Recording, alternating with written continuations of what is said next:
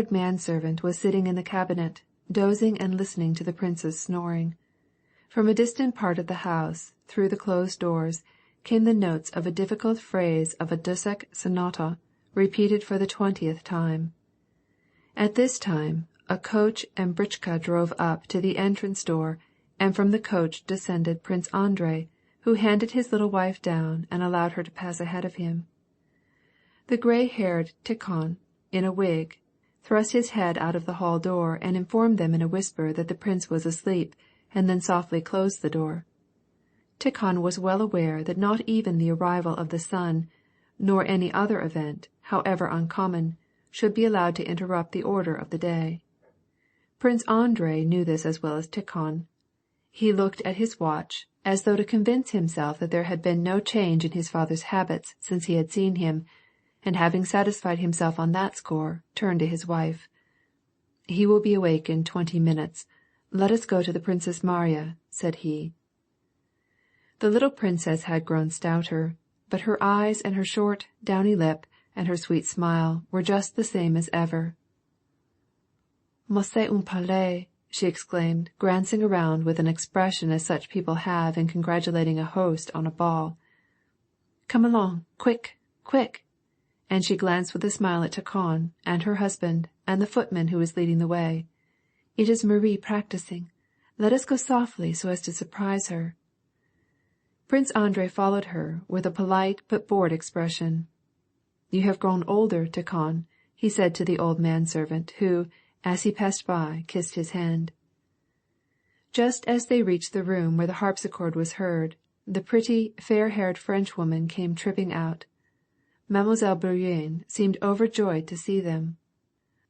"Ah, quel bonheur pour la princesse!" cried she. "You are here at last. I must go and tell her." "Non, non, I beg of you. You are Mademoiselle Bourienne. I know you already from the friendship which my sister-in-law has for you," said the princess, kissing her. "She is not expecting us."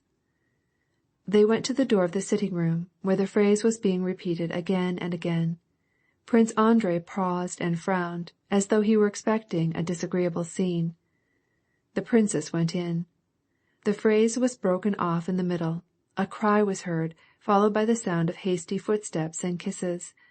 When Prince Andrei went in, the two sisters-in-law, who had only met once for a short time, at Prince Andrei's wedding, were still locked in a fond embrace, just as at the first moment of their meeting.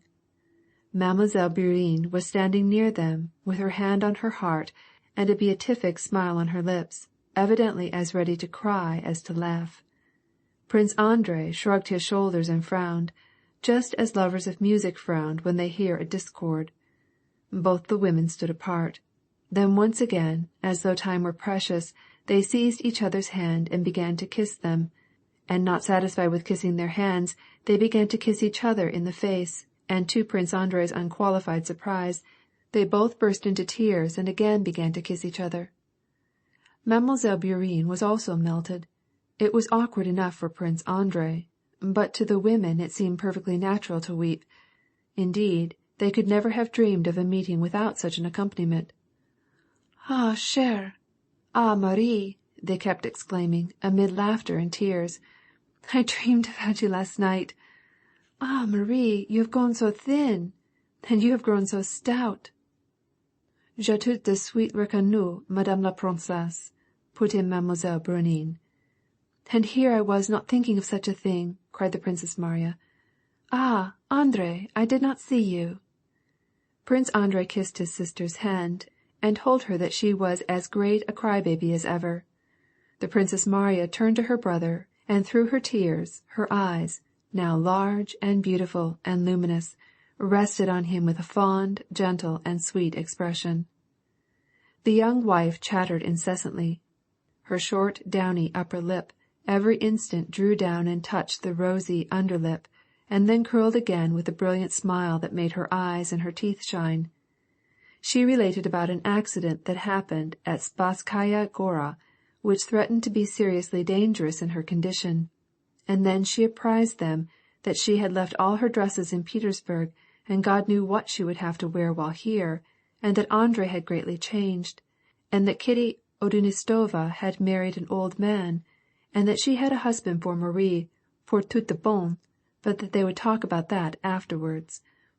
The Princess Marya stood looking silently at her brother, and her lovely eyes beamed with affection and melancholy. It was evident that she was now following her own course of thought, quite independent of her sister-in-law's prattle. Right in the midst of the description of the last fête at Petersburg, she turned to her brother. "And are you really going to the war, Andrei?" she asked with a sigh. Lise also sighed. "Yes, and I must be off by tomorrow," replied her brother. "He leaves me, and God knows why, when he might have been promoted." The Princess Marya paid no attention to this remark, but following the thread of her thoughts, gave her sister-in-law a significant glance from affectionate eyes. "You are sure of it?" The young wife's face changed. She sighed again. "Certainly I am," said she. "Ah, it is terrible." Her lip went down. She brought her face near to the young princess's, and again unexpectedly burst into tears. "She needs to rest," said Prince Andrei, scowling. "Don't you, Lisa? Take her to her room, and I will go to my Batushka. How is he? Just the same as ever?" "Just the same, but perhaps your eyes will see some change in him," replied the princess cheerfully. "The same regular hours, the same promenades in the garden, the lathe," said Prince Andrei, with a barely perceptible smile, which proved that notwithstanding all his love and reverence for his father, he was not blind to his weaknesses. "Yes, just the same hours, and the lathe, and the mathematics, and my geometry lessons," replied the princess merrily, as though her geometry lessons were among the most delightful reminiscences of her life. When the 20 minutes which remained for the prince's nap were over, Tikhon came to summon the young man to see his father. The old man allowed a variation in his mode of life in honor of his son. He commanded to have him come to him in his own room, while he was dressing, before dinner. The prince dressed in the old-time costume of a kaftan and powdered wig.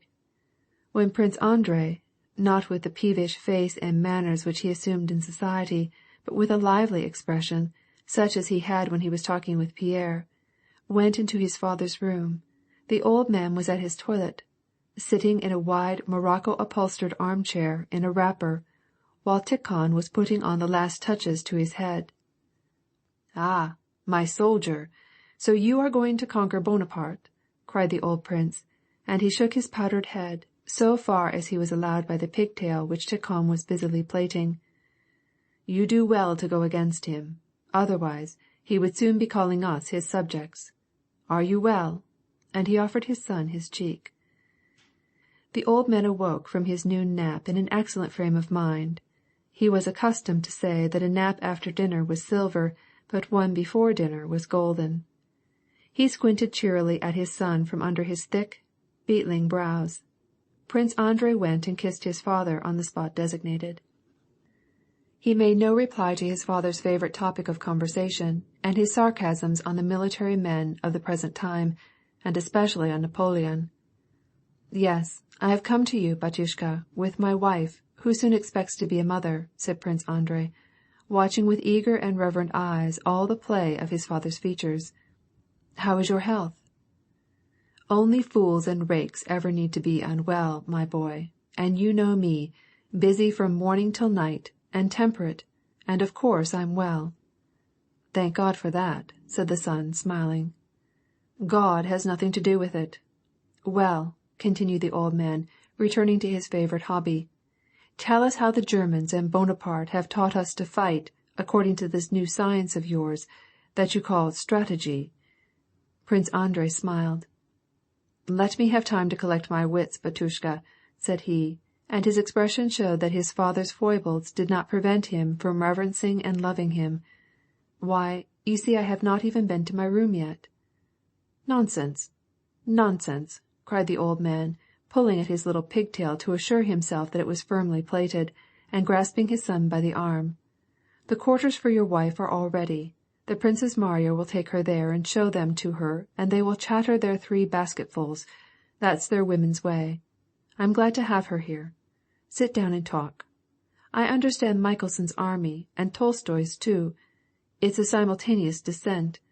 But what's the Southern Army going to do? Prussia remains neutral, I know that. But how about Austria?" he asked, as he got up from his chair and began to walk up and down the room, with Tikhon running after him to give him the various parts of his attire. "What's Sweden going to do? How will they get across Pomerania?" Prince Andrei, perceiving the urgency of his father's inquiries, began, at first unwillingly, but gradually warming up more and more, to explain the plan of operations determined upon for the campaign. As he spoke, he involuntarily, from very force of habit, kept dropping from Russian into French. He explained how the army of 90,000 was to threaten Prussia and force her to abandon her neutrality and take part in the war, how a portion of this army was to go to Stralsund and unite with the Swedish forces, how 220,000 Austrians, with 100,000 Russians, were to engage in active operations in Italy and on the Rhine, and how 50,000 Russians and 50,000 English were to disembark at Naples, and how this army, with a total of 500,000 men, was to make an attack simultaneously from different sides upon the French. The old prince did not manifest the least interest in the description any more than if he had not heard it, and continued to dress himself as he walked up and down, though 3 times he unexpectedly interrupted him. Once he stopped him, crying, "The white one! The white one!" That meant Tikhon had not given him the waistcoat that he wished.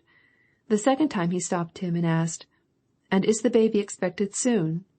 and reproachfully shaking his head, said, "That's too bad. Go on, go on." The third time, when Prince Andrei had finished his description, the old man sang in a high falsetto, with the cracked voice of age, "Marburg sauvant en guerre, tout ce compte reviendra." The son merely smiled.